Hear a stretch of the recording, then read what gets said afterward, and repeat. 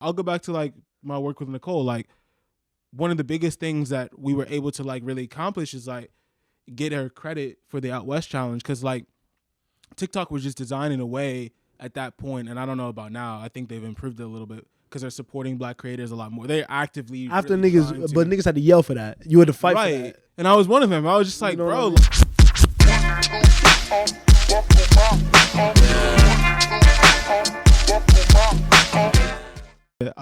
On my mother's side, I'm Puerto Rican as well. So. Okay, actually, yeah. Okay, that's. I got. I your hair a little bit. I always feel like, yo, that's funny. I always feel like I gotta mention that because like people don't think that there are Black Puerto Ricans out there. You speak Spanish? Claro. You feel me? See, niggas always throw out one word, bro. Yeah, You gotta say a whole sentence. That's cap. My nigga said one word. Claro que sí, you know. Okay. I can't vet the Spanish, so you know what I mean. I ain't gonna say nothing. You can get it off. So I'm gonna throw the drink in there, so you gotta cut that out. Question. Okay, going back to kind of your story and kind of piecing this all together, you were doing the thing with your cousin. You guys were having success.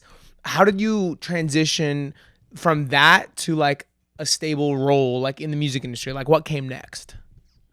What came next? I was also doing a lot of stuff at the time. Like I was working for this like blog called the Clout Cloud. Shout out to the Clout Cloud. Yeah. And then I kind of transitioned from that and just like a bunch of different like side hustles to I got more into 300, like just working with Nicole and like working with my friend that worked there, and he pulled me into a project where I was working with Kevin Lyles, who's now the CEO of 300 Electra, into working his social media. So I was doing that too, and that became like an additional thing I was doing. But then it got to a point where it was like, man, social media management is actually kind of a lot of work. You don't really realize it. So that became the only thing I was doing. Like I kind of, everything else kind of like fell to the wayside, and I kind of went forward with that. You know what I mean? It's hard to make them posts every day. Nah, definitely. It is hard to, like, it is not just, like, niggas who belittle that is crazy.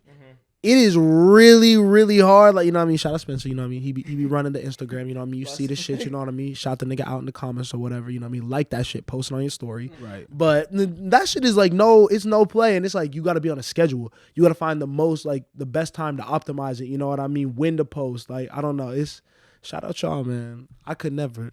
Nah, social media management is definitely a lot. I kind of want to move out of it just in general because it's just like, it is more work than you would think. And like, for like very little, I wouldn't say reward, but it's just like the people out on the outside, they don't see it. You know what I mean? It's just like, oh man, you just getting post up, like cool. Like it is such a grind, bro. It is the definition of just like a daily, like day by day, year by year fucking grind. And everyone's like, oh, do it for a month, do 2 posts a day, you'll be up.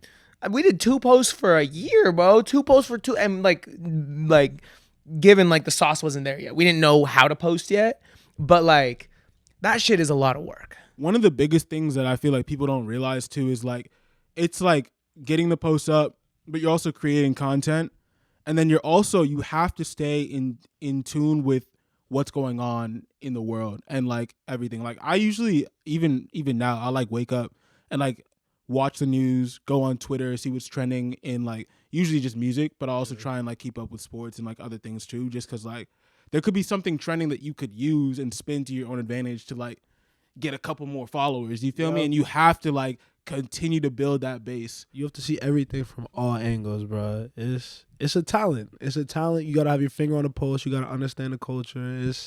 I don't know. I feel like the niggas who are always on social media or like understand it at least, like the different forms and different pop culture things, they're interesting to talk to because you can kind of float around in any group.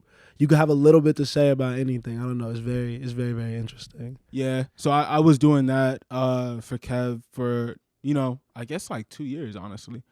I don't know. The pandemic time just like. It's not real. It's not real. It's not real at all. But I don't. Yeah. No, I was doing that and then transitioned into a job with the company. And then, yeah, from there I just kept going. I don't know. That's like, fine. Yeah. It was kind of cool to see something that like was a side hustle turn into like a full time. You know what I'm saying? Blessings. I got a question. A lot of the reason that we do this podcast is because Miles and I were both people that knew we loved music, knew that this is what we wanted to revolve our life around, but didn't know how to necessarily get into the industry, didn't know the different touch points, didn't know the different jobs that one could have in music, you know? And so once we started to learn, we wanted to kind of spread that message and spread that game that we've learned to the people. And that's kind of a lot of the inspiration for the podcast. So I kind of want you to just speak a little on what somebody that is like a digital marketing manager at a major label like does, like on a day-to-day. You know, if you could just break down what you do for the people, I think that would be really helpful to some kids that might want to break into the music industry but don't know how. Yeah, for sure. I mean, I feel like day-to-day, I feel like the day-to-day question is always kind of difficult, but I'll try and like break it down. So like daily, you know, obviously go into the office, and I kind of sit down, and a lot of my job right now is designing marketing rollouts because digital is so important. So I kind of have a schedule for each artist that I'll go through daily and just kind of make sure it's up to date with, first, what's going on in the world, but second, to like the vision for the new single or the new project they're going to drop. Really, like realistically, if an artist isn't active, there isn't like that much to do, you know what I'm saying, for them specifically. I think you always want to maintain that they're growing followers on social. You gotta be like proactive damn near. Exactly, yeah. And like if something's going on that's like useful for them, like to be involved in, like you gotta like also keep that in mind as well. But like I would say daily, like day to day, is really just like designing these marketing rollouts and like making sure that their socials are looking on point. A lot of the times, especially in hip hop too, which is a huge problem, is like accounts are getting taken down or like suspended or like shadow banned. Stop snitching on yourself. Yo. Stop snitching on yourself, please. What is y'all doing, bro? You know, we like the music. You could talk about it. Don't the post, bro. I be seeing some crazy shit on Instagram. Like the low key niggas or the niggas who think they low key. They be posting some crazy shit, bro. We love y'all. We fuck with it, but you don't gotta post it. So okay, actually, I'm gonna go back to a point that you asked before. You were like, what do you feel like being from Virginia? Like, how do you feel like it's like an advantage or whatever? I do feel like I don't know if it's a Virginia thing or just my background in general, but like, I feel like I've been able to create like I have a different like lens that I see things through, right?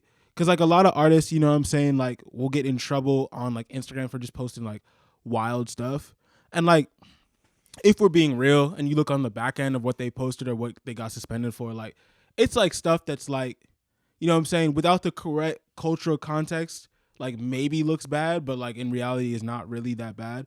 And to be able to see that side, but also to see the artist perspective, but also see like Meta's perspective and like Instagram and like Facebook's perspective, I think that's where this kind of comes in handy. Cause like, look, like to be real, a lot of these platforms still are not geared toward black people at all, for real. Like, no, it's really true. Like, especially like, I'll go back to like my work with Nicole. Like, one of the biggest things that we were able to like really accomplish is like get her credit for the Out West challenge, because like TikTok was just designed in a way at that point, and I don't know about now. I think they've improved it a little bit because they're supporting black creators a lot more. They're actively after really niggas had to yell for that. You had to fight for that. And I was one of them. I was just like, you know bro, I mean? like, you guys are like actively letting other creators run off with this, you know, trend she created on platform. She's not gaining followers from it. And like her posts are not going up when she continues to push it. Like, what can we do? Like, I don't really understand why these other creators are benefiting off of something she created. You know what I'm saying? And like also being in the music industry, it's like you don't get away with that in the music industry at all. If you have the right people to vouch for you, you know what I mean? That's why it's important to have someone on your team who knows the ins and outs. Because I don't know, you can't manage all that as the artist. Like, it's dope to have someone like you being able to fight for them. Mm-hmm.